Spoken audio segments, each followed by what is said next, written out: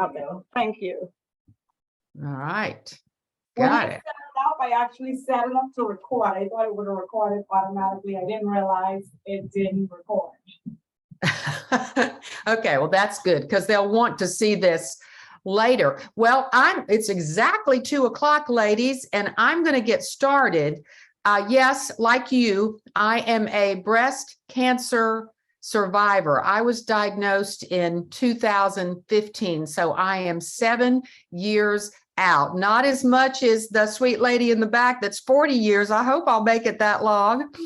But like she's found out as a nutritionist, and the quest I went on to discover what caused my cancer, I would not leave a stone unturned trying to do research to figure out, some things so that I could be a survivor for many years. And that's what I'm going to share with you today.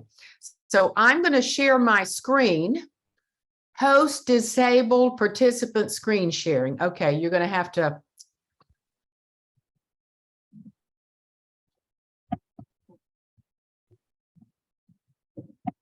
Okay, you should be able to share. All right, let's see. Let's see here. Yes, it's going to let me share. All right. So what we're going to look at today, can everybody see the screen? Yes, you can. Okay, and you can hear me? We're going to be looking at the cancer patient's role in recovery and preventing recurrence, because we're now on the other side of this. And if you're like me, you don't want it coming back. Amen? Amen. So we're going to look at 7 keys today. In other words, how to help your doctors beat your cancer and prevent it from coming back. That's what we're going to look at. Now, I was known as a health nut. I rewrote our school district's health plan and changed the school lunch menu to be healthier. And everybody in my school district would tell you she's the health nut in the district. Well, I found out I wasn't health nutty enough, and there was more I needed to learn. This is a picture of my husband and I at the annual run we do every year called the Cooper River Bridge Run. And the first shock came to me when, after this bridge run, that night, this ring right here got tangled in my nightie in the middle of the night. And ladies, as I was trying to free it, I felt a lump.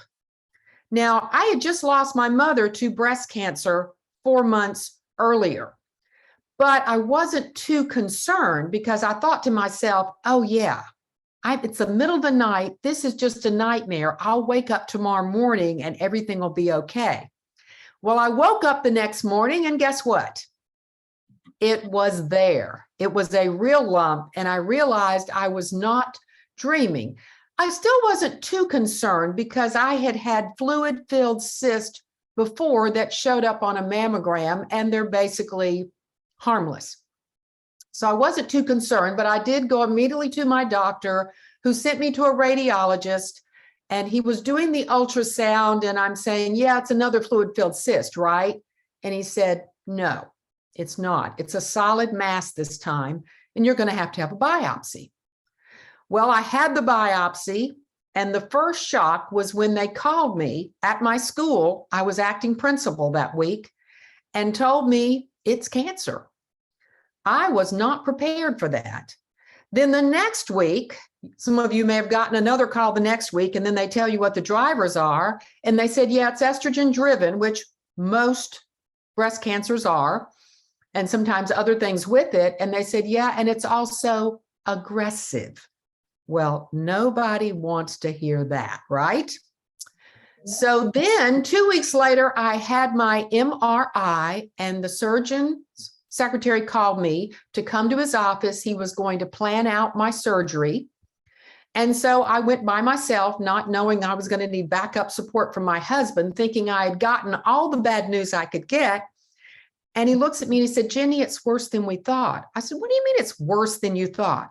He said, it appears the tumor has planted other tumors, and it appears to be in your lymph system and in different parts of your body. And I looked at him and I said, stage 4 aggressive cancer? I don't believe you. You show me that MRI. So he took me in his office, pulled up the MRI on a life-size screen. And I'm looking for identifiers to make sure that's me and not somebody else, right? And it was me. And I looked at it, and it looked like a tornado had invaded my body. Well, that shocking picture and that shocking diagnosis motivated me to do something I recommend to most people that get any type of serious cancer diagnosis: get a second opinion. So within a few days, my husband and I flew to Chicago to Cancer Treatment Centers of America, their breast cancer specialty center. And they would spend the week with me doing tests and giving me their opinion. Thank goodness, they said, it doesn't look like it's all over your body. What we're seeing on this MRI, we believe to be inflammation caused from a biopsy that happened to go bad. That might happen 1 in 500 people. I was the 1 in 500. So what they were seeing, they thought was inflammation, but they wouldn't know for sure until they got in there. And they were right. It was inflammation, and my cancer was not stage 4, but it was aggressive, and all the treatments had to be brought out. I started researching cancer only to find that in 1930, this is in the US, 1 in 30 people got cancer. It was someone down the street you didn't know very well. Then in 1970, it was 1 in 10, and that's when presidents started voting in federal funding to research cancer. Today, it's 1 in 2 for men and 1 in 3 for women, but today's alpha generation, the kids born today, the babies being born now, it's 1 in 2. What you're seeing here is it keeps going up. They are predicting, and this is just a prediction, that in 2030, everyone will have 1 or more cancers in their lifetime. So I hope you're seeing from this that there is a rapid increase in the rates of cancer. What doctors are doing to stop it is improving. All of the federal funding and money raised has helped. They have cures for cancer today, like my cancer is curable today, when 10 years before I was diagnosed, it was a death sentence. So things are improving, but nobody's doing anything to improve the rates of cancer. It's only getting worse. So what I discovered is that cancer in our country is as common as tornadoes in Kansas. And I believe it's time we wake up, face the reality, and develop a plan of prevention. For those of us in this room, outside, and me here, it's to prevent it from coming back. I did learn this, and this is important, that genetics only accounts for 5 to 15% of cancers. And even if you have a family history of cancer, there might be someone in your family now, because you're a mother or a grandmother like me, who's saying, oh my goodness, am I going to get this cancer? Well, to be perfectly honest, lifestyle changes can make a huge difference, even if you have a genetic factor. It is cancer of the colon that runs in my family, took my grandmother, took my uncle. Both my parents were found at age 50 to have it. And so when it's on both sides of your family, they told me I was a sitting duck. But I implemented lifestyle changes for colon cancer because they scared the poop out of me, telling me by 40 I would have it. All of my siblings had it in their 40s. I'm the only one who has not gotten that. And then I get this breast cancer out of nowhere, but I learned that shows why I got breast cancer. It sent me on a quest to discover, ladies, what caused my cancer. Because if I don't know what caused it, how can I stop it from coming back? How can I be like the lady in the back 40 years out, right? And then I wanted to discover what I could do to beat it and prevent it from coming back. And what I learned from my research is that the cancer patient plays a powerful role in helping their doctor to beat it and in preventing it from coming back. So we're going to look at 7 keys today. And you've got the book as a backup. And so if you have, I don't know if you have a piece of paper that you can write. Does anybody have paper and pencil? Because at the end, I'm going to open it up for questions. And I want you to be able to remember, if you're like me, I'm age 67 now, I might forget the question by the time I ask for that. So Avis is going to get you some paper. So if you think of a question, jot it down, because I am going to hit these quickly. This is a lot of information, but there's so much more detail in the book that Avis is providing for you. So key one is hydrate properly. And this is important because our bodies, ladies, are two-thirds made up of water. And we want to keep those hydration levels where they need to be because it impacts every cell, every organ, and every system in our body, including our immune system. So look at all these systems here. Our excretory system, our kidneys, our digestive system impacted by water, our heart and circulatory system, our immune and lymphatic system. The immune system and lymphatic system go together as part of the immune system, and they need enough water to work properly. Then we've got our hormones, our endocrine system, our skeletal system, and our brain system. I mean, it's just a fact that if your water levels get too low, you can go into seizures. You can pass out. It's hard for you to even think properly without sufficient water. What is proper hydration? The best definition I can give you is your body weight divided by 2 in fluid ounces. Now, for someone like me that weighs 150 pounds, that would be 75 ounces of water each day. And the recommendation by my nutritionist at the Cancer Center was to increase that by 4 glasses of water 2 days before chemo, the day of chemo, and 2 days afterwards to lessen the side effects. And it certainly did. What counts as hydration? Well, of course, water counts, right? Milk counts, and it's mainly made up of water, but be cautious with milk. If any of you had, like me, an estrogen-fed breast cancer, you don't want to drink a lot of milk that has bovine growth hormone given to the cow that gave the milk so they'll produce more milk, because many people believe that that is now passed on to us and is adding to our estrogen load. 100% juices count as water, and they're very hydrating. I cannot have a lot of juices, only a little bit, because I have blood sugar issues from early on. It runs in my family, and I have to be more cautious than the average person. Fruit infused water, just squeezing a lemon or lime in water increases the hydration of the water. And healthy smoothies. I don't know if you're going to have any while you're at this retreat, but that's when you take fresh fruits, vegetables, healthy fats, clean protein, lots of greens. And I just drank mine before I started this, and it's in my book on page, I think it's 71. And I'll refer to that a lot because a lot of the things I do for health are put into that smoothie, and I drink it every day. And you can change the flavors, but the point is the basis is the same. And so I'm getting certain things I'll talk about later on that boost health and lower estrogen load and prevent cancer. So that smoothie recipe on page 71 is for your benefit. You can change the chocolate, banana, and blueberries to strawberries or blueberries or mango, right? So you can change it, the protein powder, from chocolate to, just vanilla. And then eating fruits and vegetables. Every time you eat a fruit, let's say watermelon, for example, is 95% water.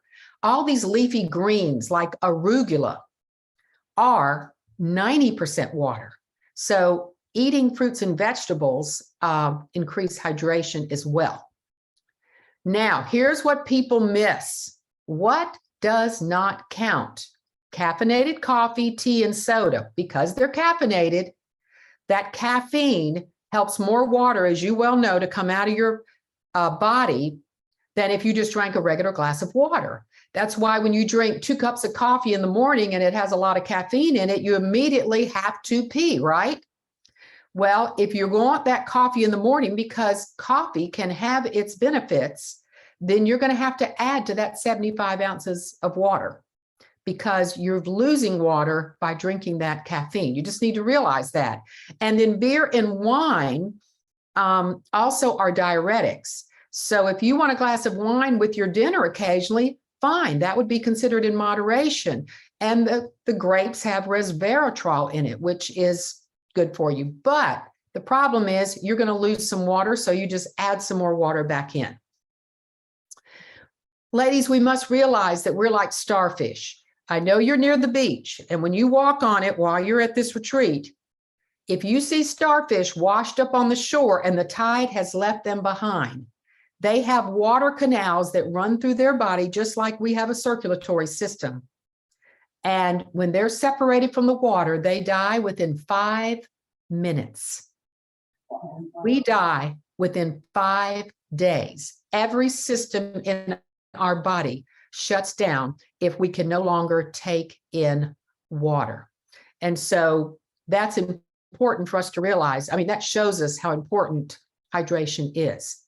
Now, Dr. Elliott, you'll see almost every chapter in the book, Dr. Elliott, a 55-year veteran oncologist who is also a major medical researcher, published, who owns cancer patents. He came behind me when he found out I was writing the book because he believed in what I was doing, supporting cancer patients to be part of the cure. And he said this as an oncologist: hydration is required for proper function of your cells' metabolism and removing cellular waste. Think about it. Chemotherapy is a lot of cellular waste. That's why they want you to increase hydration. It also is required for kidney function and limiting the adverse effects of chemotherapy. But from now on out, ladies, all of us want to be properly hydrated every day, because each one of the steps in my book is good for preventing cancer in the first place for your relatives that have never had cancer. It's good for getting you through the treatments, and it's good for preventing it from coming back. All right. Key 2, restore your body through deep sleep. According to Dr. Don Colbert, sleep does many things, but I'm just going to hit on a few of the things that relate to the cancer journey. It improves brain function. I don't know how many of you got brain fog from the chemotherapy, or you're still on estrogen blocking pills, which can give you brain fog. Anybody? I'm looking to see if anybody raises their hands. Sleep. Okay, sleep can help with this. Deep sleep can help with this. Of course, deep sleep is where our body reduces its cortisol and stress levels. That's the way God designed it to be. Now, I've also studied under Dr. Russell Foster, who is the leading British sleep expert and one of the most well-known in the world. He said that during the care of our bodies, did you know that God created your body to heal and repair on an everyday basis? But most of that is done while we are sleeping. Our bodies have a surveillance system where they identify and attack cancer cells on an everyday basis. And we don't want to miss out on that. Also, while we're in deep sleep, our body removes toxins and waste. Dr. Foster also said this: long-term, not short-term, but long-term sleep deprivation can lead to a suppressed immune system. I don't know if you know this or not, but when your immune system is suppressed, cancer is one of the symptoms. I mean, if your immune system is not working as God intended and it is suppressed, then that opens the door over the long term for you to develop cancer. So deep sleep is going to be part of the cure for preventing it from coming back, along with hydration. Now, Dr. Michael Bruce has been on every TV program in America you can imagine, but he's known as the sleep doctor, and this is what he said: the more sleep deprived you are, the more cancer cells multiply. And this is why my nutritionist told me at the cancer center and my naturopathic doctor, they had on my case, that it would be important for me to get deep sleep, that I was to make sleep a priority for the rest of my life, but especially during the cancer journey, because my body had to recuperate from all the treatments they were giving me. Dr. Bruce also said this: sleep affects every organ system and every disease state in the body, just like water does.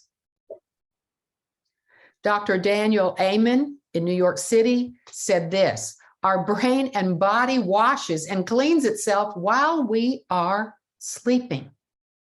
How many of you would like a brain wash tonight? I'd like a double one.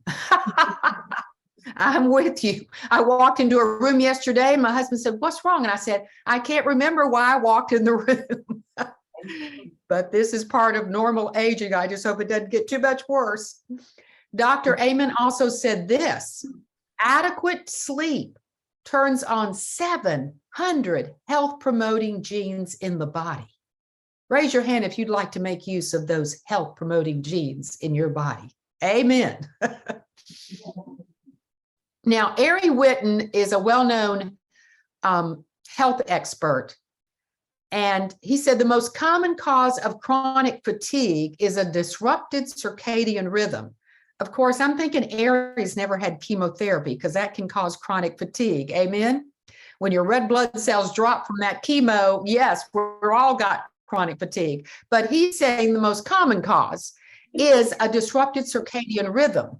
And the circadian rhythm, you know, I learned this in the cancer journey. We are intricately tied to the rising and setting of the sun. And when the sun comes up in the morning, it shines in the back of our eye and it ignites something that causes cortisol to go off so we can wake up.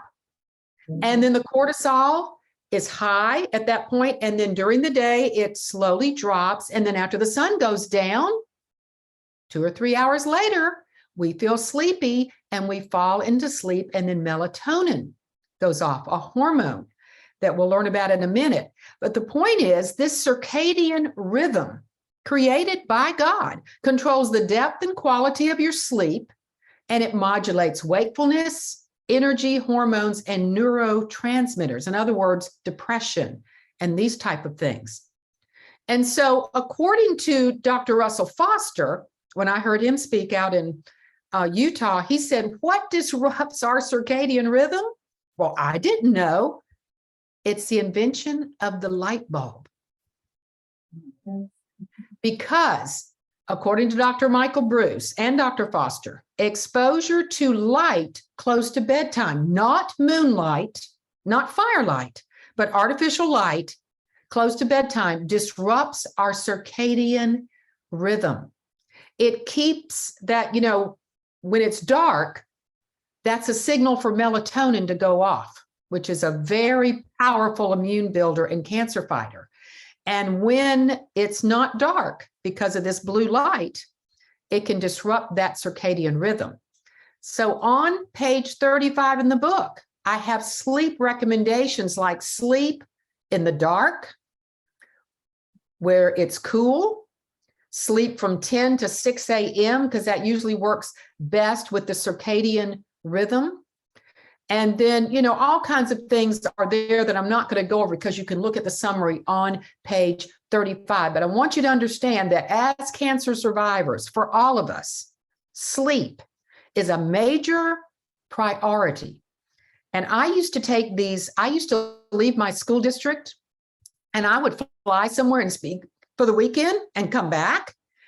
And I'd get back in at the Atlanta airport at 5 a.m. in the morning and drive to school and get there by 7 a.m. I don't do that anymore. I don't take the red eye specials. I try to, when I'm flying and doing things, I try as much as possible to make sure I make sleep a priority. So keep that in mind. Now, what does Dr. Elliott say about sleep? This is going to sound familiar. Harmful immunosuppressive cytokines. Where have we heard that? COVID. this cytokine storm that just goes crazy, and then people end up on ventilators. Well, what he's saying is these cytokines are decreased with adequate deep sleep. So it's good for preventing cancer. It's good for preventing the recurrence. It's good for preventing bad cases of COVID. Whereas a lack of sleep results in a drop in anti-cancer lymphocytes. God created our body with anti-cancer lymphocytes. Did you know that? But what do we have to do? We have to get the deep sleep so that these things do not drop. Our bodies are like batteries. I taught that to every child in our school. We had a problem with children not getting sleep. We recharge when we sleep. So I would always tell them, go home and plug in tonight. We need to make sure that all of us plug in every night so that our bodies can recharge, rebuild, and heal while we are sleeping. All right, you ready for key number 3? My favorite key, I would have to say, keep moving through exercise. I have to tell you this, from the first moment I was diagnosed, my husband prayed over me and we went for a walk to relieve the stress of the cancer diagnosis. And I began really studying. I was walking all during, as you'll see, the cancer journey, and I was doing it to relieve stress. But according to Dr. Lee Aaron Keneally, a well-known oncologist in California, exercise does so much more than that. It boosts the immune function, meaning your T and B cells go up when you exercise. It stimulates your lymphatic system that we talked about, that's part of the immune system. It is your trash disposal system. And it's the only system in your body that requires movement in order to function. Your other systems work better with movement, but they'll work if you're sitting in a chair. But the lymphatic system does not. And so that's why I believe it's so important during the cancer journey.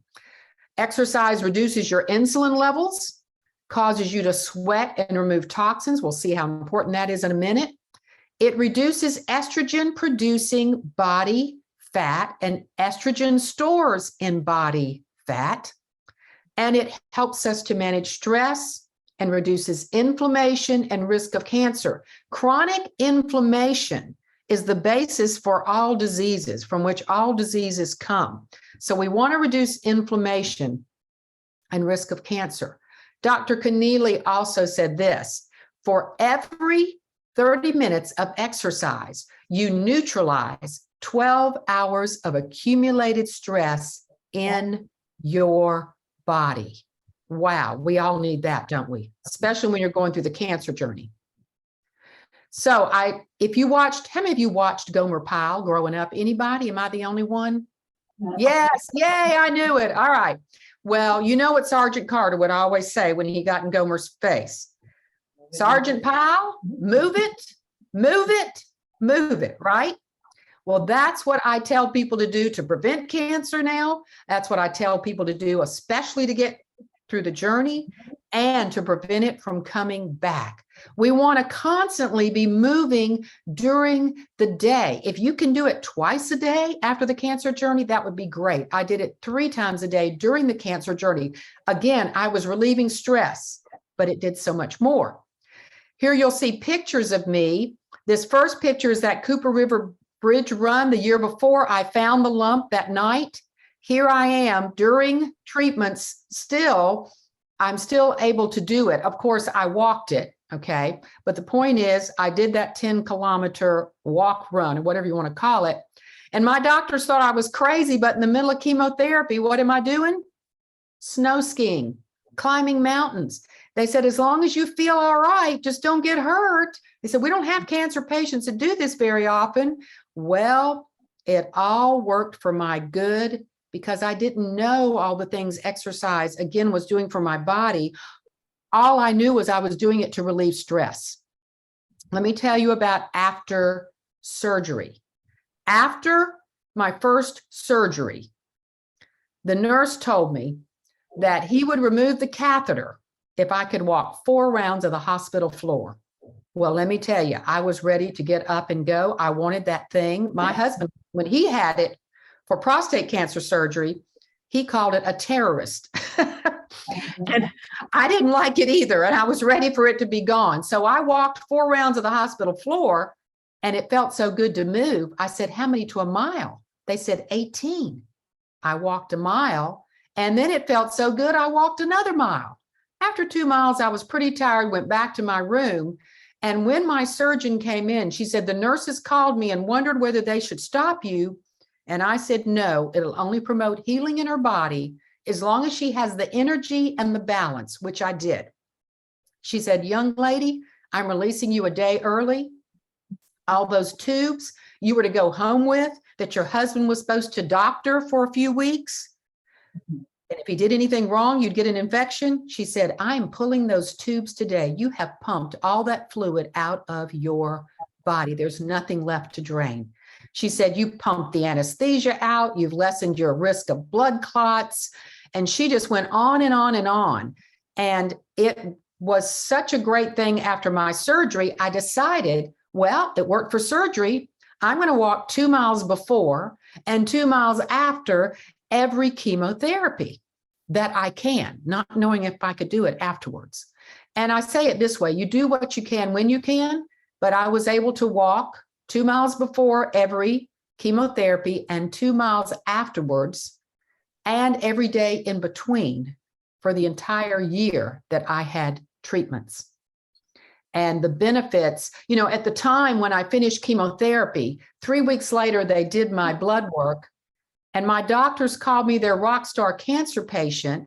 And I didn't understand why. And they said, well, it's because your red blood cells, your white blood cells, and your platelets are all back within normal ranges. And this normally takes several years.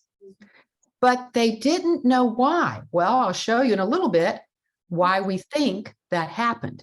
Then there's that estrogen blocking pill, a very powerful part of the journey. How many of you have been on estrogen blocking pills? Only 1? 2? Okay. Well, those estrogen blocking pills are powerful in preventing cancer and lowering your estrogen load. But as you know, after you take the hit from the chemo and then those, it can really hurt your bone density. Well, I was able to hold mine, and let me show you my bone density results.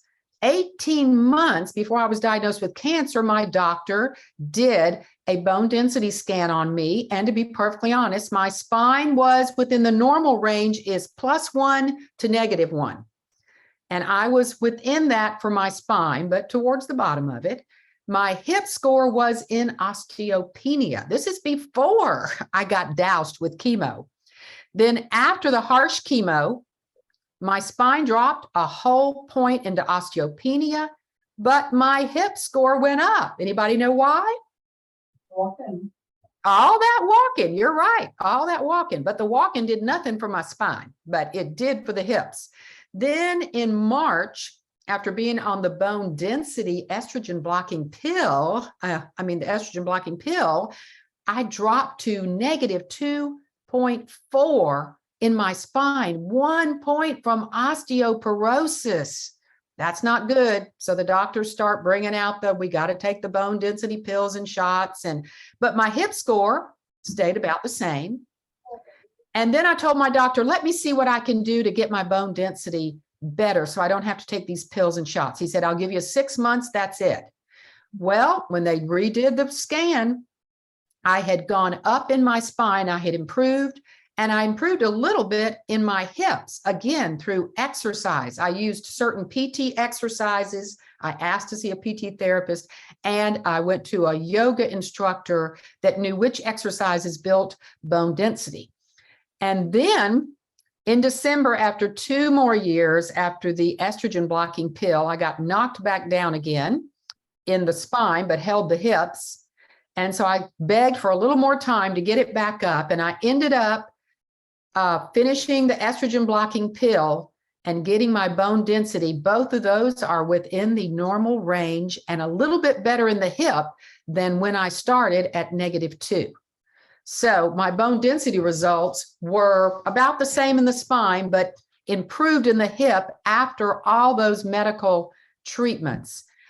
Now, you can also take the bone density pills, but I was trying not to take those unless necessary. The point is, you can't let your bone density go because it affects the rest of your body. And my mother-in-law died from her bones crumbling. So I was very much aware that I had to be cautious in this area.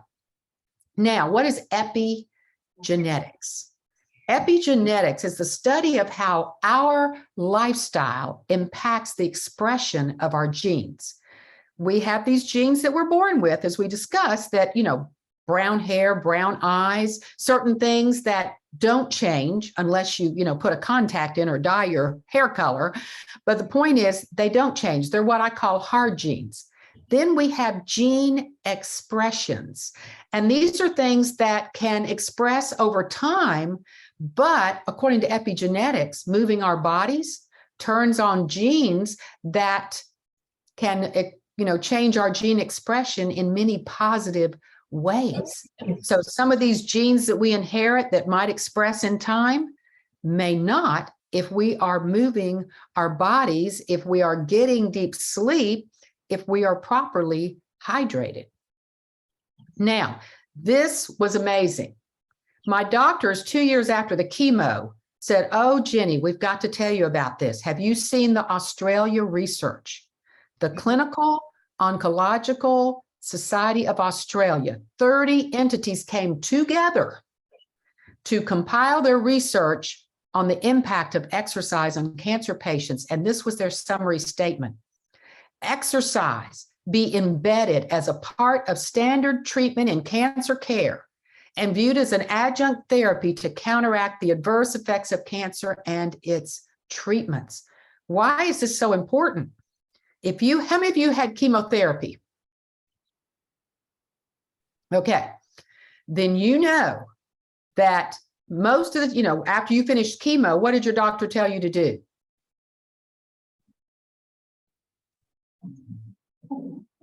Go home and rest and lay in bed and sit on the sofa, didn't they basically? I mean, no one encouraged you to move, did they?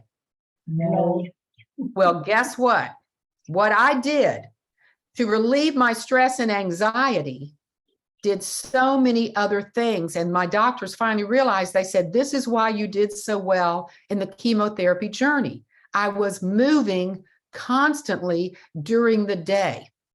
And so this is what this is saying. The best thing a cancer patient can do is not lay down all week. Now, don't get me wrong. If you are so sick you can't lift your head off the pillow, you have to wait until you have the balance and the energy to walk. I've even told cancer patients, put mom on one side, boyfriend on the other, whatever, and let them support you as you get up and move. At least sit up in the bed.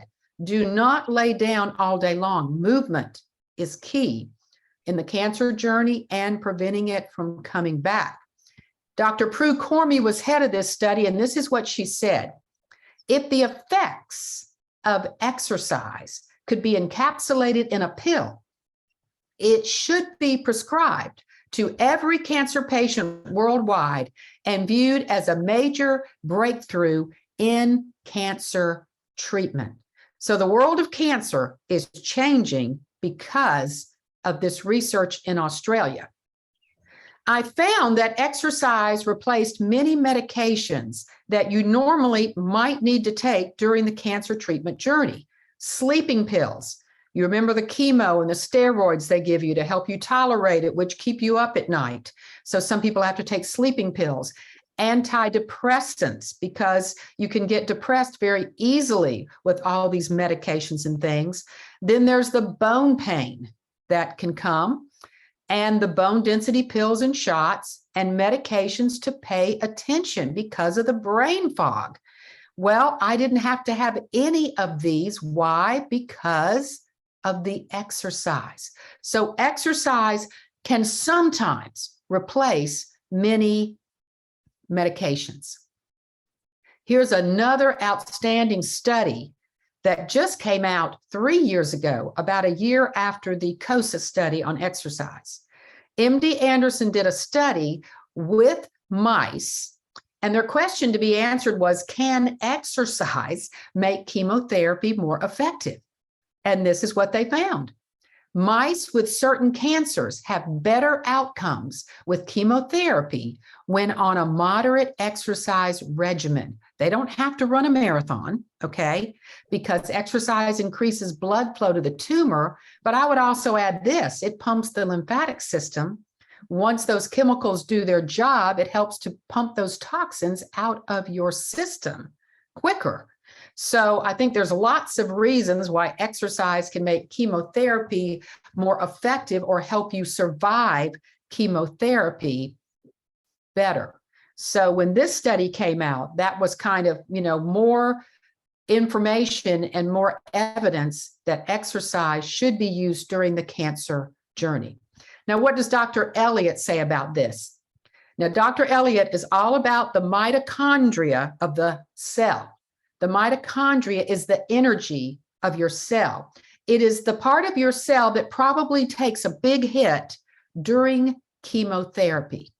And so he says exercise is important for maintaining the health of the mitochondria and improving cellular respiration.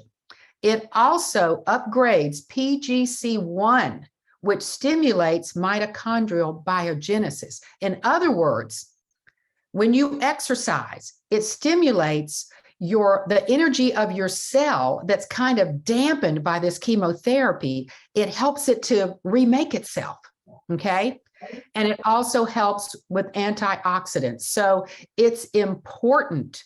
There's no better time to exercise than if you can during chemotherapy. And again, this is a lifetime habit all of us need because we're cancer survivors.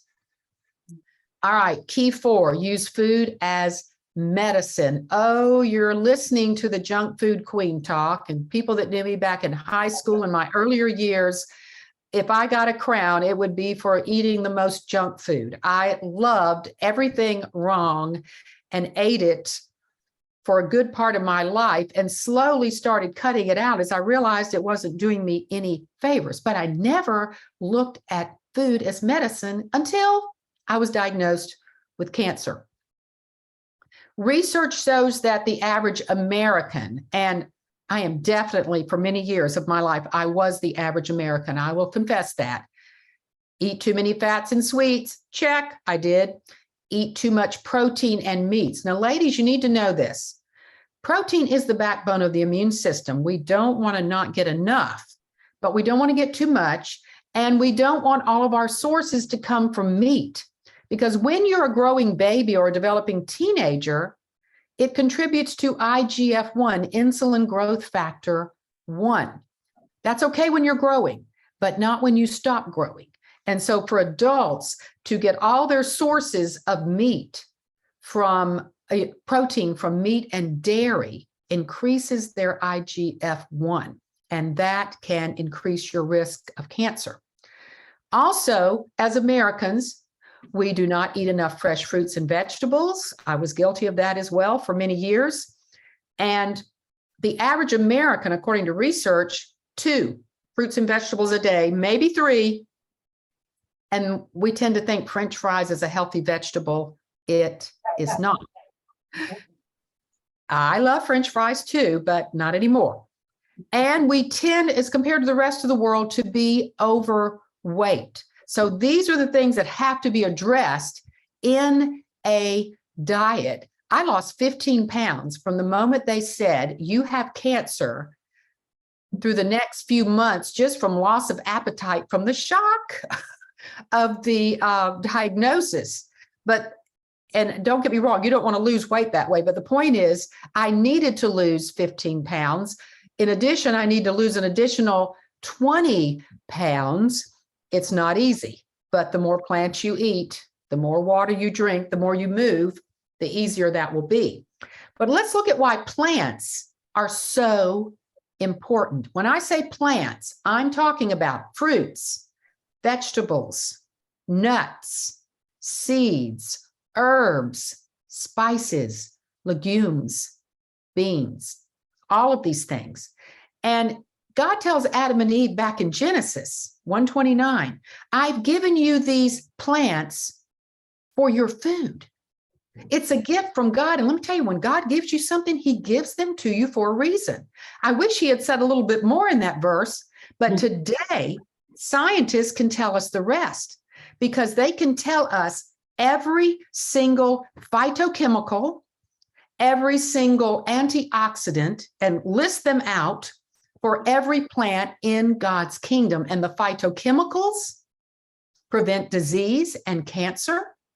The vitamins and minerals are needed by our body to function properly. The antioxidants are so needed today because we live in a toxic world we'll talk about in a minute. And these antioxidants absorb free radicals before they damage our bodies. So the more we live in a toxic world, the more plants we need to eat to give us these antioxidants to fight dementia, cancer, etc. Fiber is also contained in every plant God made in the kingdom. And fiber helps regulate our functions, our bodily functions and digestive tract. It feeds our good bacteria. That's what our good bacteria needs in order to make more good bacteria. And it helps to lower cholesterol.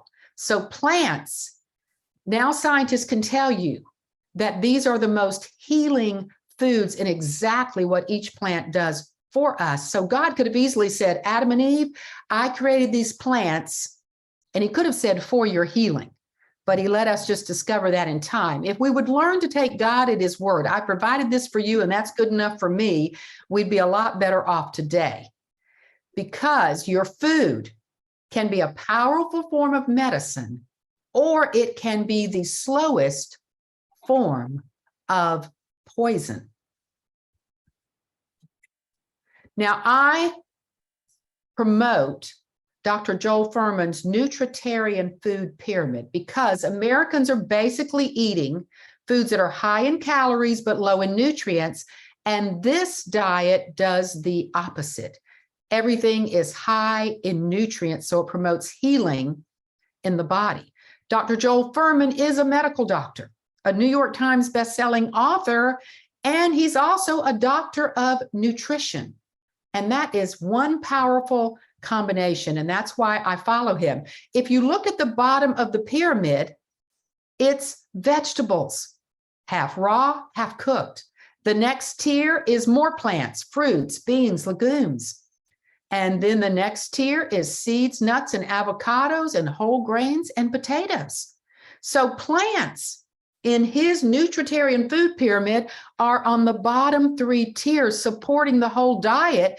And then we get up to 10% of calories should come from eggs, wild-caught fish, healthy oils, wild or naturally raised animal products, and dairy. And then at the top, he gives you a little bit of room to cheat because you can go to a church dinner and guess what they're going to have? Chicken, right?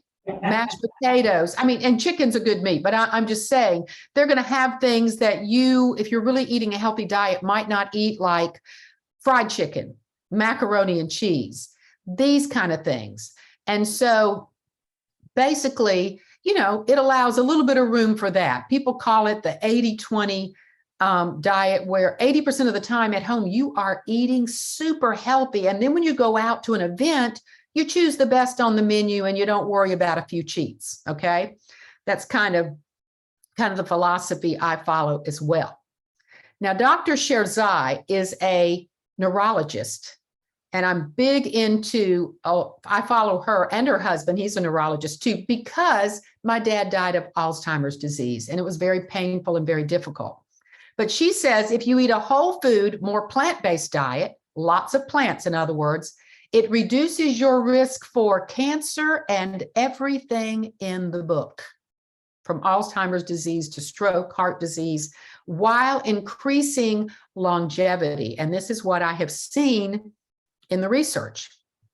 So there are foods that promote cancer. And these, unfortunately, are the highly processed foods like white flour rather than wheat flour.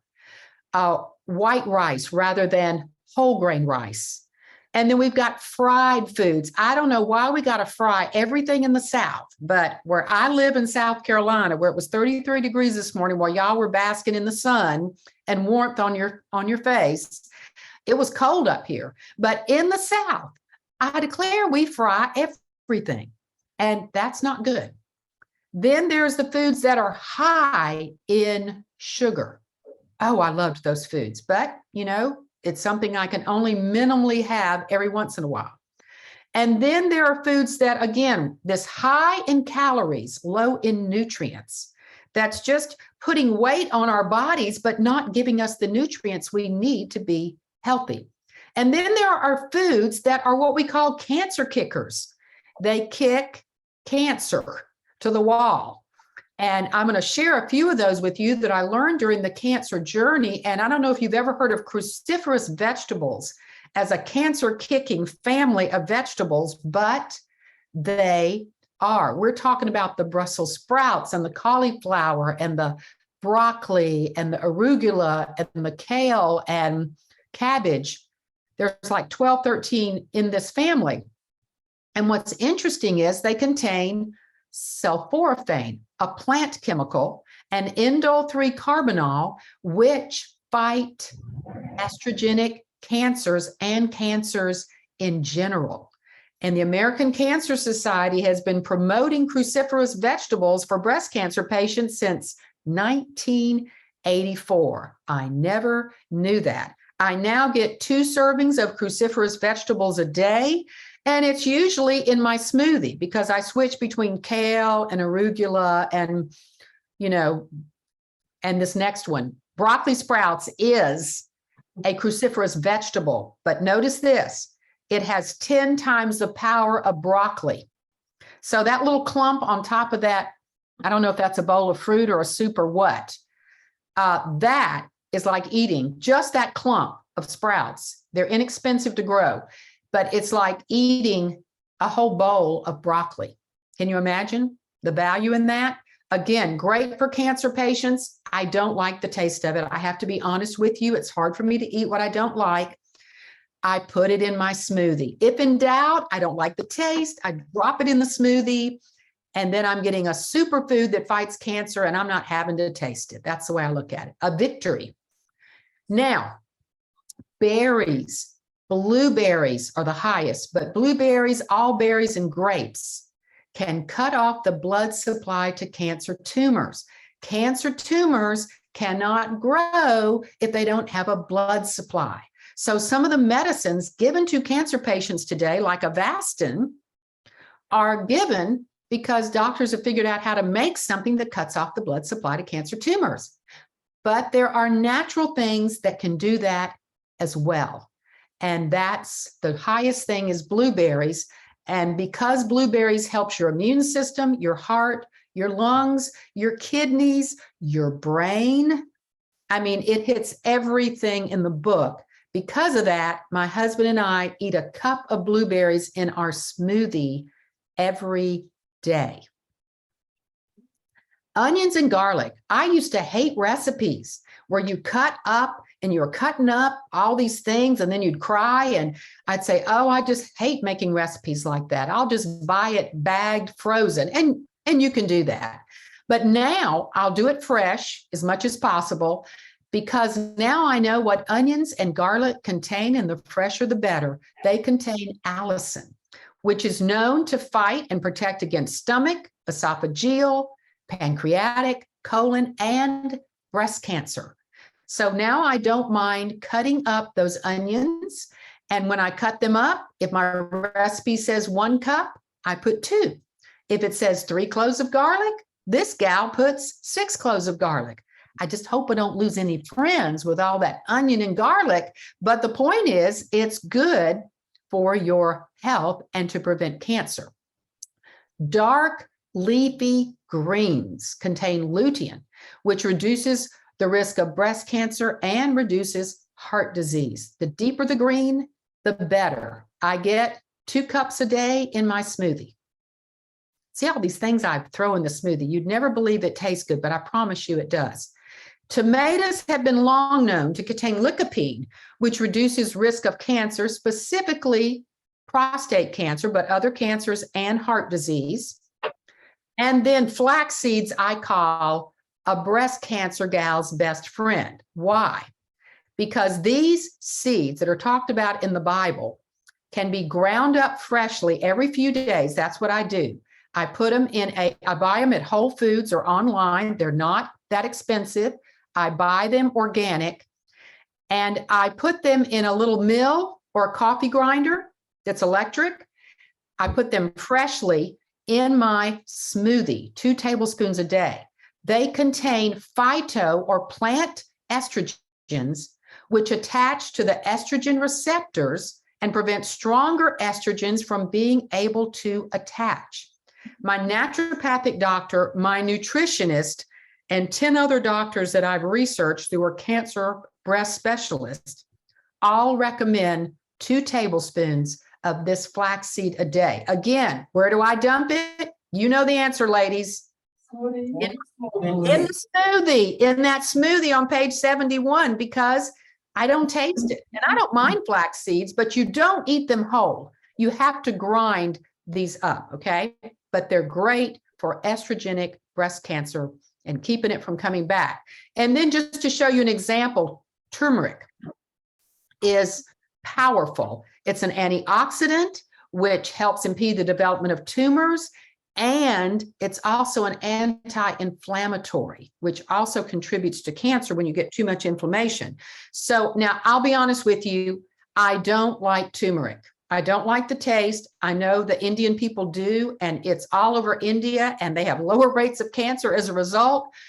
So what do? I take this one as a supplement. I rarely use it, or just a little bit in my cooking, because I don't like the taste of it. So you can take it as a supplement or not use as much. Mushrooms. Who ever knew that mushrooms would be so powerful? A study in Western Australia showed that women who ate just 1 mushroom per day were 64% less likely to develop breast cancer. I love mushrooms. I double up and put them in everything I can now. But if you don't like them, you can throw it in your smoothie. So I want you to realize that every plant in God's kingdom has cancer fighting power. It's just amazing.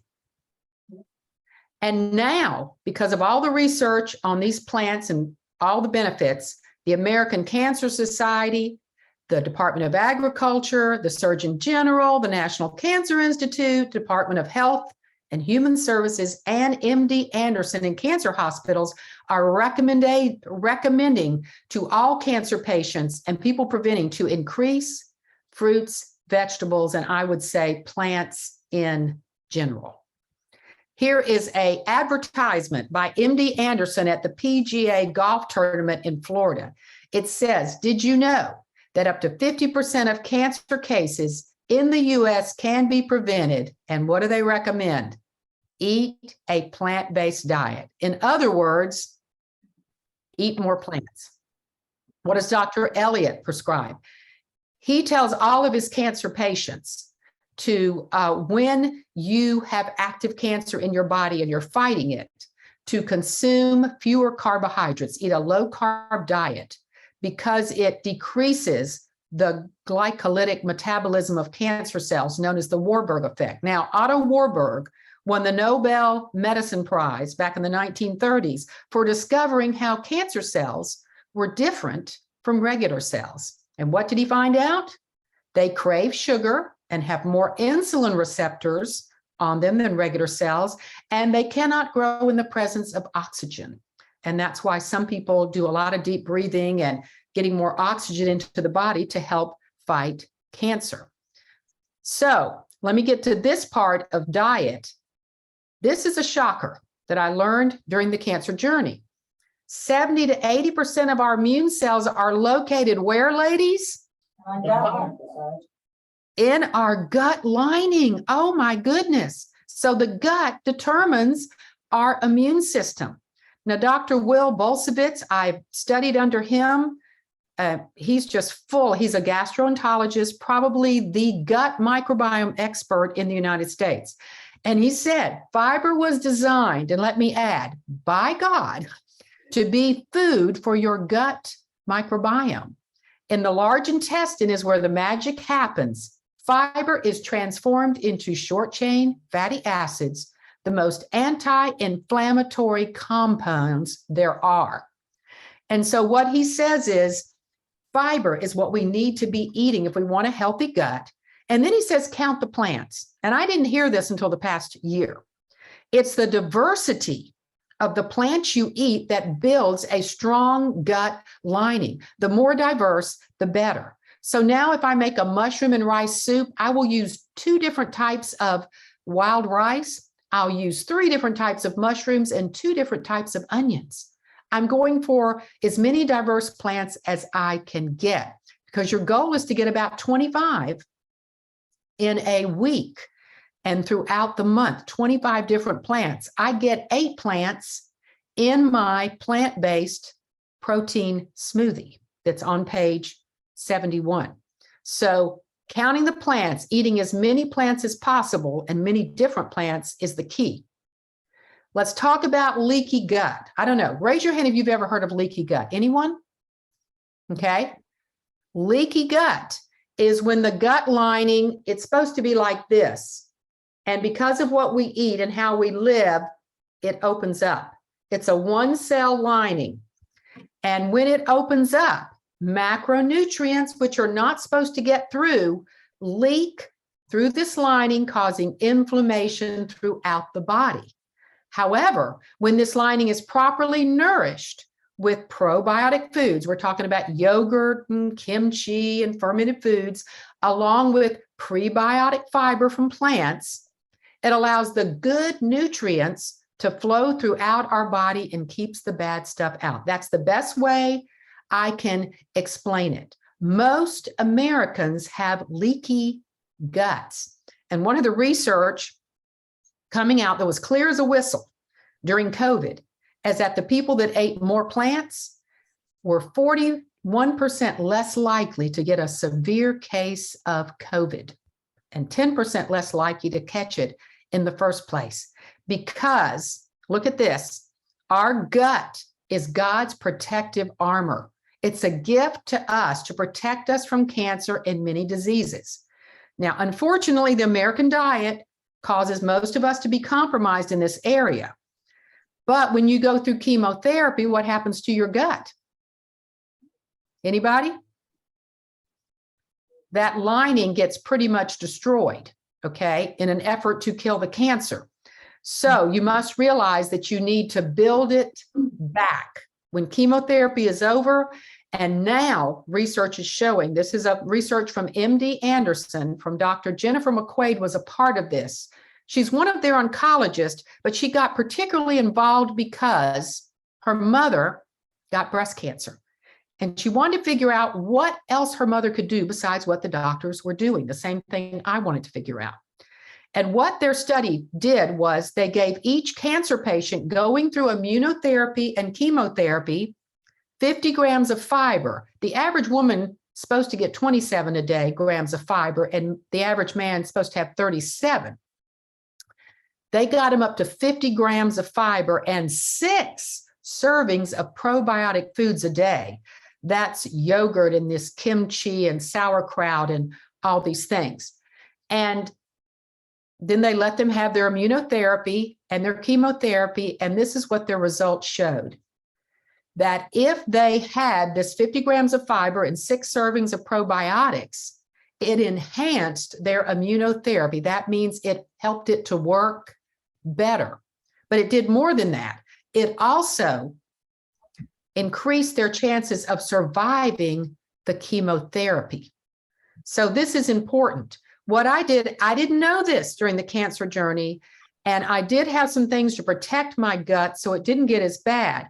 But afterwards, I learned enough to realize I needed to completely rebuild my gut with plants and probiotic foods. And that's what I've been doing. And when COVID came, guess what? I got a very mild case. My husband and I are active in ministry with deaf individuals, deaf, that only speak in sign language. And we were out all during COVID. When people were staying inside, we were out ministering to people. And yes, we got COVID, but we didn't get a bad case. And I think a lot of it's due because we do have a good gut lining now. Now, what does Dr. Elliott say about this? He says chemotherapy, like antibiotics, in my opinion, it's worse, can significantly damage the gut's microbiome, which is critical to immunity and response to cancer therapy. He says immunotherapies don't work as well unless a patient is using a good probiotic or eating probiotic foods. In other words, this whole section could be summed up as eat more plants, okay? All right, sorry, I'm moving so fast, but it's all in the book for you to refer back to. Key 5, it'll be called something, another key in the book, but is reduce your toxic load. And I don't want you to panic at what you're going to learn here, because our goal is not perfection. Our goal is to reduce our toxic load. Why? We don't want our toxic bucket to overflow. And this was one of the main reasons I discovered I got cancer. Not the only reason, but one of the main reasons. They found heavy metals and toxic chemicals at high levels in my body, okay? Because of the toxic world we live in and the way I was living, the things I were doing, and I'm just the average American. I didn't do anything more than anybody else did, but for some reason, they accumulated in my body and not in my husband's body, and it lowered my immune system. My immune system was so distracted dealing with all these chemicals, it wasn't doing its God-given job. Now, Columbia University School of Public Health is famous for saying this. 95% of cancer, they believe, is caused by a poor diet and excessive toxins. After my research, I would agree. Dr. Mark Hyman of the Cleveland Clinic said this: our toxic load is greater than any time in human history, with over 80,000 chemicals developed since the 1900s. We have never lived in such a day. The Environmental Working Group found an average of 200 industrial chemicals and pollutants in the cord blood from 10 babies. That lets us know that, we're kind of born today with the toxic world with a chemical load. That's why some young moms are detoxing to lower their load before they get pregnant and nurse. I learned from a cancer coach from Canada at a cancer convention that, Ginny, we're living in an estrogenic world. I didn't know what she was talking about at first, but I was to find that it's in our food, our water, in the air we breathe, and in our homes. So toxins are in our food. Two of the highest chemicals found in my body were glyphosate and one of the Agent Orange pesticides. And it threw my doctors for a loop when they saw the results, because they said, your levels of this are higher than our Vietnam War veterans. I said, I didn't serve in Vietnam, but it's high in my body. So these toxins in our food, these pesticide residues, contain xenoestrogens, which are synthetic chemical compounds that mimic the effects of estrogen and interact with cellular receptor sites. These estrogenic things are in our water. Here's a study showing that Columbia, a city near where I live, found forever chemicals in their tap water. Charleston, South Carolina, found microplastics, which are estrogenic, in their tap water. There are toxins in the air, with over 6.5 billion pounds being released every year. And here's something that was shocking to me, and I had to call the EPA to get this verified. There are toxins inside of our home. What they said to me directly and gave me a brochure to back it up was that indoor air pollutants can be 2 to 5 times higher than outdoor levels. So it's usually best, like if you lived in the Bahamas, to keep your windows open if it was cool at night. In New York City, that would not be a good idea, because New York City and places like that would be the exception because of all the carbon monoxide and people living in close quarters. But it's the indoor air pollutants that are usually higher because of the things in our home. So it's the things we're cleaning our home with. It's the things that are in our furniture, a lot of the plastics and things that we're using. It's all this put together that can help us to develop a high chemical load. Now, let me be honest. My husband did not have the same high chemical load, and he comes into more contact with more chemicals than I do. It didn't make sense. But that's where sweating comes in, and his system works better than mine. But you got to realize this as well. 60 to 70% of what we put on our skin goes right into our bloodstream without a liver to filter it. In Europe, they do not allow lots of chemicals that are allowed in America in our skin care products because they contain phthalates and parabens, which are xenoestrogens. Again, these were found at high levels in my body, helping to drive my cancer. So on page 150 to 152 in the book, I really give you the average day an American woman could go through, and every cotton picking chemical her body is exposed to just in one day. And that will wake you up to the amount of toxins we're exposed to. Women use 12 personal care products each day, but we're exposed to more than that. That's just what we use on our skin. Men use 6 personal care products each day. Now, the American Cancer Society has finally made a statement about this. It's not as strong as I would like, but I think it'll be stronger in the future. They say compounds in the environment that have estrogen-like properties, xenoestrogens, are of special interest, such as plastics, cosmetics, personal care products, pesticides, and PCBs. In theory, these could affect breast cancer. I would be stronger there. They were good up until that point. But I think in the future, you'll hear them say these definitely do affect breast cancer risk and be cautious. They're saying could at this point. But breastcancer.org said to reduce your exposure to pesticides, you might want to buy organically grown food and organically produced dairy products that don't contain these estrogenic chemicals. Something to think about. Your skin is your largest detox organ. And I think the reason my husband's toxic load was not as much as mine is because he sweats at the drop of a hat. He just sweats. If we're walking, 10 minutes in, he's sweating. It takes me a whole hour before I sweat at all. But your skin is a gift from God. It's your largest detox organ.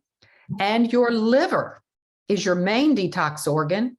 And your colon, kidney, and lungs help you to get rid of toxins and filter them out. So we want all these things working well. And when we move and when we hydrate and when we sleep, it helps. And when we eat plants, it helps. Again, our goal is not perfection because God gave us 5 filtering systems. Our goal is to reduce. So don't get caught up in being perfect. We live in a toxic world. We want to reduce so our immune system cannot be distracted by the high chemical content. All right, last thing I'm going to hit on today is managing stress and emotions.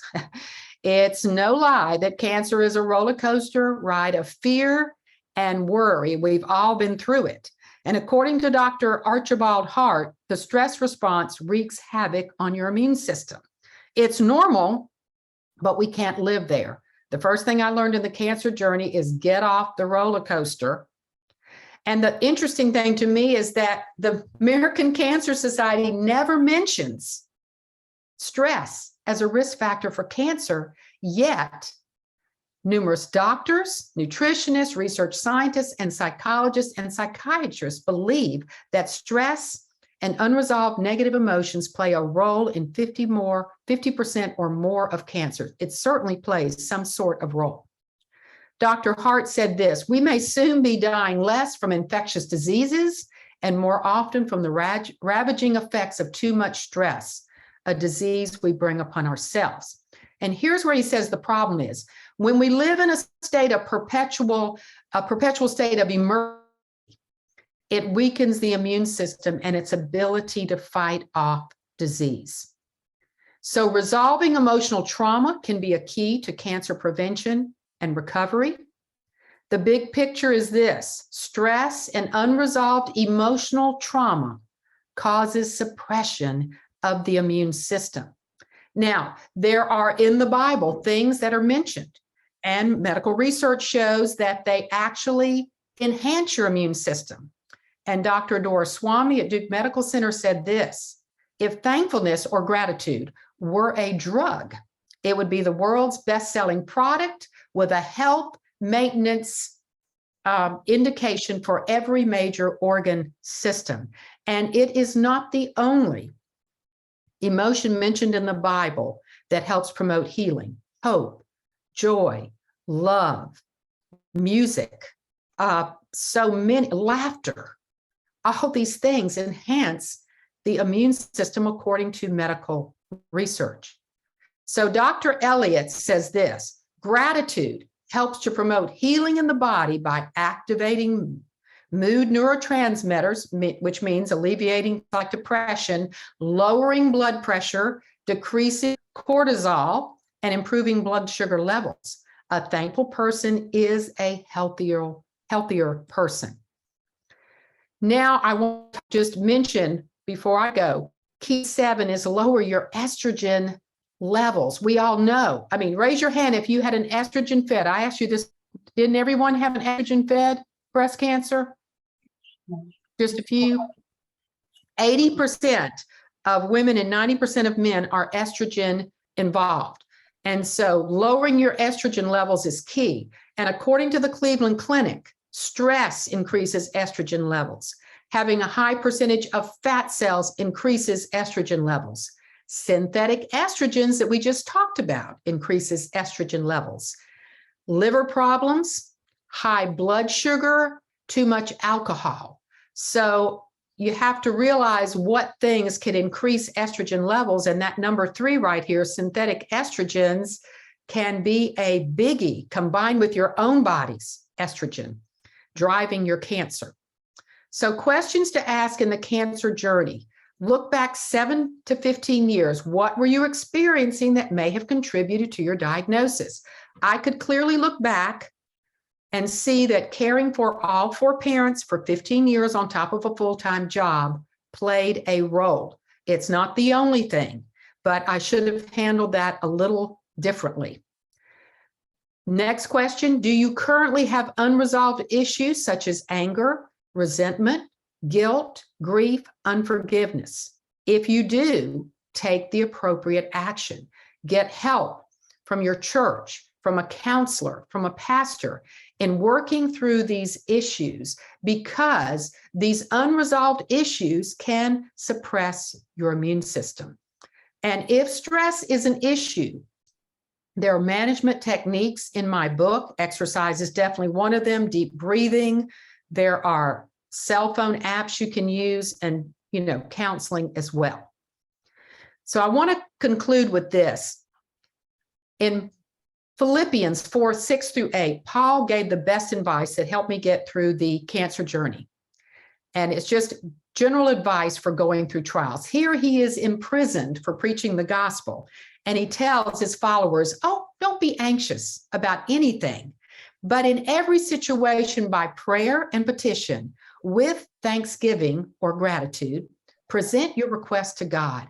And the peace of God, which transcends all understanding, will guard your hearts and your minds in Christ Jesus. Did you know when you have a peace in your heart and in your body, because you believe in God and you feel his power, that puts you in a mode where your body can heal.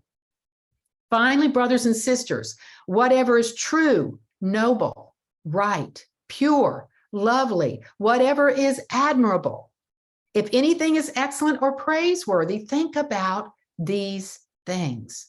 And I think that's just such great advice. You're signing all these papers, all this damage to your body and these treatments, including death. And my husband and I signed it, and we just kept moving, and we just concentrated on the good. And we didn't get caught up in all of that, because that in and of itself can take you down. We did what Paul said, and it helped. Only you have control over what your doctor has no control over, your lifestyle habits. Your doctor has their job to do. You have your job to do. And now you're in the job of preventing, with lifestyle changes, preventing this cancer from returning. So here's the summary: proper hydration, but it's detailed in the book. So read that chapter. Moving daily. You'll be amazed when you see all that exercise does for your body, especially for the cancer patient and one who's trying to prevent recurrence. Make sleep a priority. Eat more plants and heal your gut. Reduce your toxic load. Manage stress, deal with emotional trauma, and lower estrogen levels. That's it in a nutshell. And I want to conclude with what Dr. Elliott said at the end of my book. I think this is so powerful. As a 55-year oncologist and specialist in breast cancer, he said, we desperately need to use the best of conventional medicine and well-researched integrative and holistic therapies in the fight against cancer. We must acknowledge that fighting cancer requires more than just surgery, radiation, and mixing chemicals. Enhancing the immune system to do its God-given job enables the patient more ammunition for the battle. I believe that with all my heart. Again, you have your job, the doctors have their job. And again, this all came from my book that you have in your hands, Unleash Your God-Given Healing. And I do want you to know that I have a cancer prevention and wellness blog at ginnybrant.com. I post weekly. This week I posted about fiber, 9 easy ways to add more fiber to your diet. When I find new research, I post it, all kinds of ideas that you can sign up just by going to the website and clicking subscribe and putting in your name and email. You can sign up to get the weekly updates. So now I'm going to take it off of screen share. Let me figure out how to do this. Stop share. Whoops. All right, let's see. That's off. All right, we are back to questions. Well, before we get into the questions, I just want to thank you for sharing with us, and all of the information pretty much is what I've been advocating for, and what I a lot of times coaching persons one-on-one, it's a struggle because they don't see the importance of that balance that we need. They don't see the importance of sleep, hydration, toxic overload, healthy gut, eating more of a plant-based diet. I push a 75% plant-based diet. So I just want to kind of thank you for putting everything in a nutshell for us. And it kind of sums up what the retreat weekend is about, because the ladies will actually get to make salads. They'll get to eat a 75% or full 100% plant-based diet if they desire. They get to learn how to make their own body products. So we have a session on Saturday where they learn to make their own soap, deodorant, skin moisturizer, lip balm. But at least 6 of the body products they can now control. So I all I can say is your book is a nutshell of what the whole retreat is about. So it's a perfect marriage for us and what we're about. So I just want to thank you for sharing with us, and then I'll open the floor up for questions from anyone.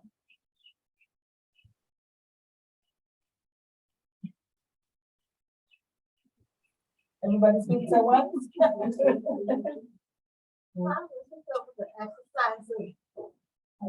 Exercising. Yeah. You got a question about it or a comment? Okay. Yes. Yes.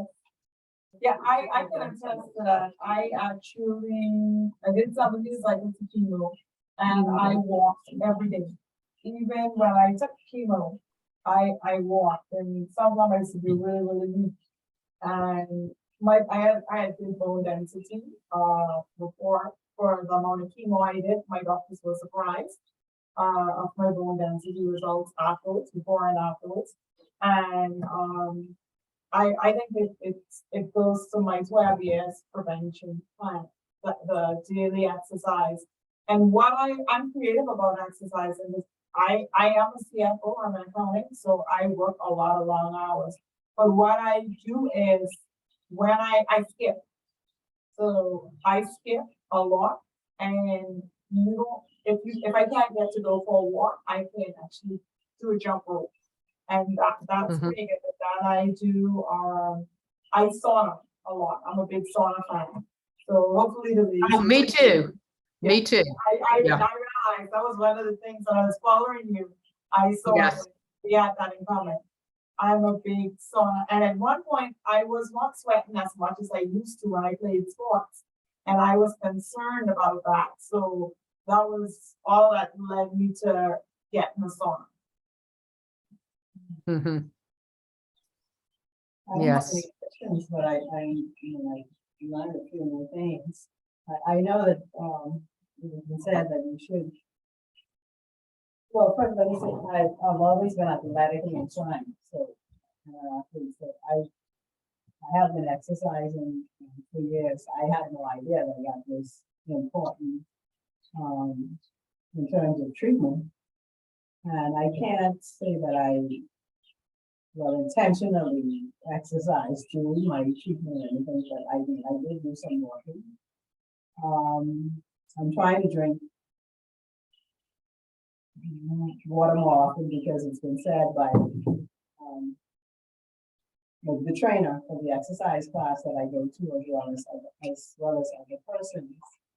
And I had no idea that lack of sleep had anything to do with the possibility of getting cancer. So, I mean, I knew that I was getting enough sleep as I should have in the evening. Of course, that encourages me to make sure that I do try and get more of that. So that's pay more attention to these other steps as well, of course. Jenny, one of the struggles we have here in the Bahamas, we have very high rates of cancer. I think our next of Israel, we're like next. You do. Can you move closer to the microphone? Avis, can you move closer to the computer? So one of the struggles. So you're saying one of the struggles we have here in the Bahamas is we have a very high incident rate of cancer. I think we have like Israel is like 23, 24, and we're very close to them. So we're about 18, 20% rate. I know the University of Miami was here in the Bahamas doing the BRCA study, and that was their statistics that I got from them a few years back, about 3-5 years back. But one of the problems we have here is that oncologists do not encourage that balanced lifestyle. And I encounter it a lot because I come alongside of persons and I try and coach them. And I realize a lot of times when I be telling them like the plant-based diet, and they need to prioritize it a bit more. I prioritize, de-stressing, meditation, deep breathing exercises, and a lot of the stuff I've been trying to get them to implement, especially with the eating and the diet. I would get knocked down from their oncologists because I've actually went neck and neck with a few oncologists before about it. And unfortunately, people take what the doctors say as gospel. It takes more, and I'm not a doctor. And so they're not going to take what I'm saying from my readings and my study. I do a lot of reading, I do a lot of study, and I know what I live. I know what I did to get better and to stay cancer-free for 12 years. So a lot of times for me, it's a struggle, and people don't read. So I like Audible, and I tell them, you can now download and listen to something Audible if you don't have the time to read. But that's a struggle here in the Bahamas for our ladies. And how do we go about changing it or bringing about change for me? Like, well, you know what I tell people to do, Avis? It's hard to do a diet change. I went from junk food queen back in my high school and college days to gradually changing my diet. And then when I got cancer, I had to change it more drastically. And what I tell them to do is start with what you love and see how you can change it and make it more healthy. For example, there's a chicken and rice casserole and so I changed the chicken to organic chicken. I put sliced almonds in it. I went from white rice to brown rice. And so I went through and changed and added more plants and added more healthy things, and they still like the taste. So I think you got to start with what you know. I'm kind of surprised you have a higher rate in the Bahamas because of all I would think you'd have an abundance of fresh fruits and vegetables and plants. Am I not? We do, but we have poor diets. We have really, really poor diets and a lot of dairy products, because like one of the main staples are macaroni and cheese. So the milk and the cheese. And Yeah. also, yeah, we have really poor and fried food as well. So Oh gosh, you probably got that from the United States. The United States is guilty of exporting their stupid lifestyle to the world. That's the only way I know to say it. I mean, there were a lot of these dietary issues started in the United States, and people that are smart, I've had to tell a lot. I've helped people from the Middle East. I've helped people that grew up in Africa, that moved here to the United States, then got cancer. And I said, go back to what you did as a child. They ate off of the land, and they ate fresh fruits and vegetables, and they grew them themselves right in their backyard. And I said, go back to what you knew as a child. When you came here and started eating our junk food and our highly processed food, you increased your risk of cancer. So if you're going to stay in America, go back to what you learned in Africa or the Middle East, where they eat a diet that's, very plant-based, and bring that here to where you live, because it's, I'm not proud of America for the junk food diet that we've created and exported to the world. But the research does show that when any of these countries, whether it's the Far East or third world countries or whatever, Japan, whatever, when they come here and settle in America, their risk for cancer increases. And it is our highly processed, high sugar, high fat, fried, whatever diet, And so I guess it looks like it's made it there to the Bahamas. And, it's a hard thing. And I think demonstrating, how you make a healthy salad, like you're doing at this retreat, all these things are important. And I think if people can learn, I really am a big proponent of a smoothie a day, because a lot of people, a lot of Americans, a lot of my friends are not used to eating all these plants. And so you feel like a rabbit, but when you make a smoothie, I can drink one and get, in my 32-ounce smoothie, I can get 8 plants, 8 actual superfoods. I want y'all to look carefully at that in my book. And I think one of the best things you can do is go to a smoothie a day and make it plant-based, because that way you can get the 8 superfoods and all the cancer fighting and gut building and brain boosting foods in a drink as a meal replacement. And then you didn't add any dairy or any meat to that meal. Again, I came from eating meat 3, 4, 5 times a day because of snacks as well. Dairy 3, 4, 5 times a day. I occasionally eat cheese. I don't use the milk anymore. I literally go to almond milk and coconut milk. And so I have gotten away from this heavy meat and dairy. And now it's just a little bit of my diet. And I think if you can show people, you can look up Dr. Joel Furman, show him, it'll be on his website. I actually have his DVD. We have his DVDs to play. I have his DVDs to play. You do? Yes, Oh my goodness. Well, that's wonderful. I mean, he is so powerful. You just have to make people realize that God in his wisdom created what we needed in Genesis. And what he created, all these plants, are what we're eating the littlest of. and we're eating all this other stuff instead. And if we can go back to gradually adding more plants so that we're eating 10 to 13 a day, then I think you're in a good place to try to turn your body and your health around. I would think being in the Bahamas with all this, year-round growing season with all these luscious, I love to go places like that, and you'll go in the restaurants and they'll have all this fresh fruit cut up and you're like drooling at the mouth. I mean, I would think you have a lot of opportunities there to eat local, fresh, wholesome food. You just have to make the decision to not, import the American, I don't know what to call it, stupid diet or whatever. That's how I know to call it. It's getting us all in trouble.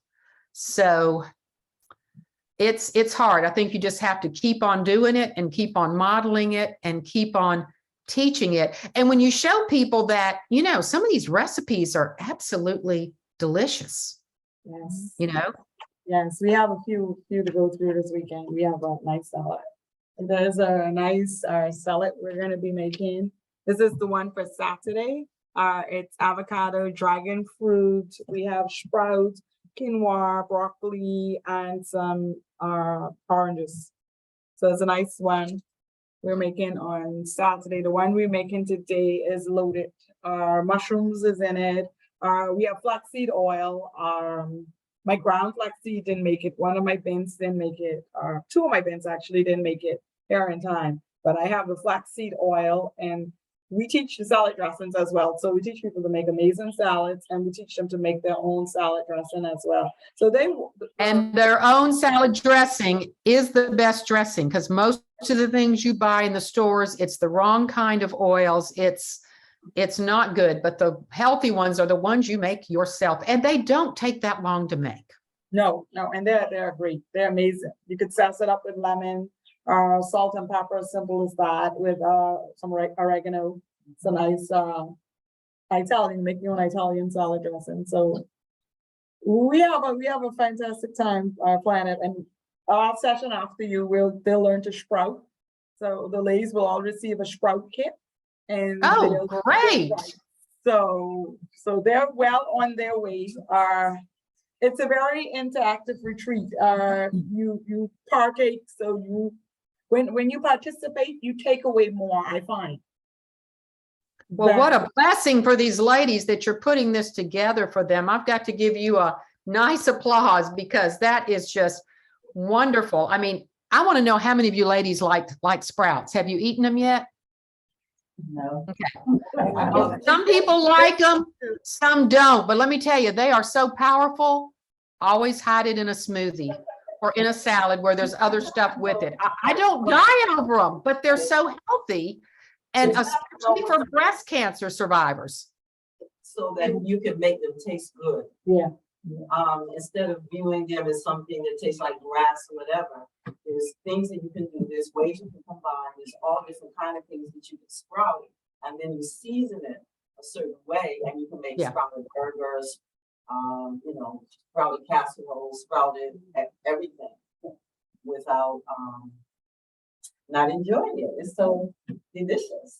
Yeah, it is. It is. And you're so fortunate to have a nutritionist there, because I think one of the most powerful things I had in the cancer journey was my cancer center put a nutritionist on my case. And so she's still on my case. Every time I go back there, I can see her anytime I want. I get all kind of ideas from her. And so that's a powerful thing to have in the cancer journey. And I'm noticing that more American hospitals are starting to add nutritionists to their staffs and to their cancer centers.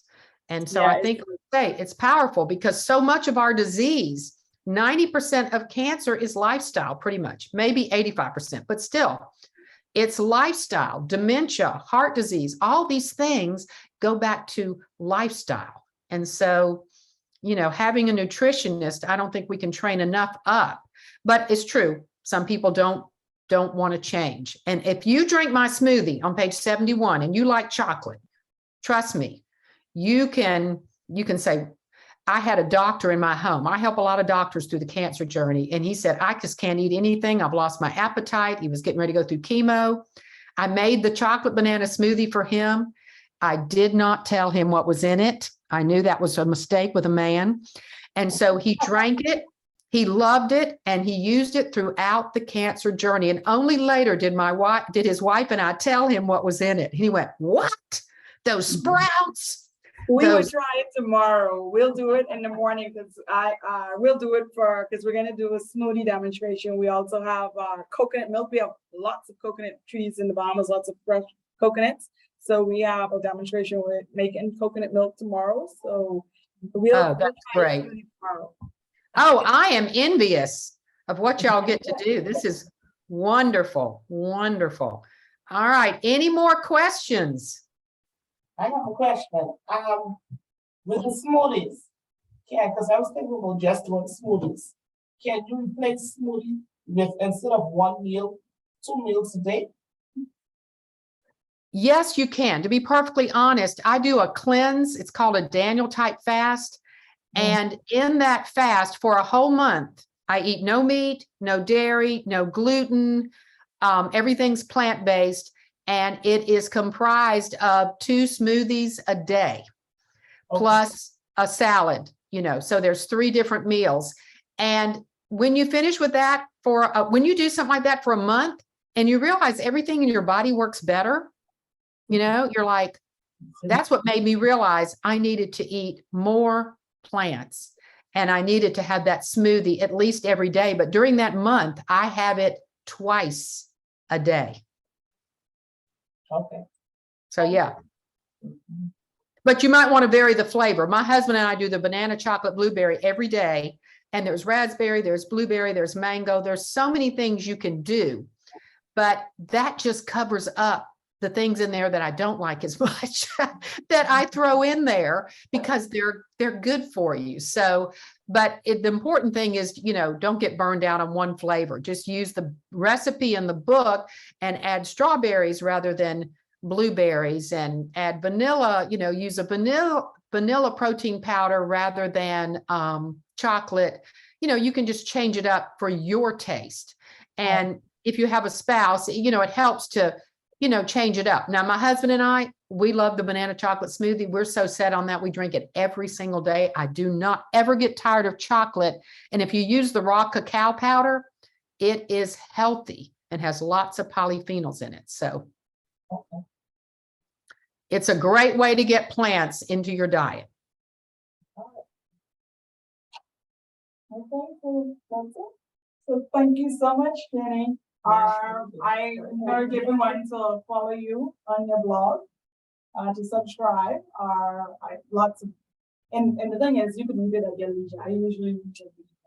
So nice articles. All right. Well, y'all have a wonderful weekend. I am envious of your location. I'm up here where it's freezing in South Carolina. It was 33 degrees this morning. Well, next year we probably could plan for you to come to the Bahamas. That would be great. Oh, that would be You fun. spend the whole 4 days with us. That would be great. Yeah. Yes, I might learn some things too. Yeah. Yes. Okay, thank you so much. Thank you. Y'all, God bless all of you. Okay. Bye-bye.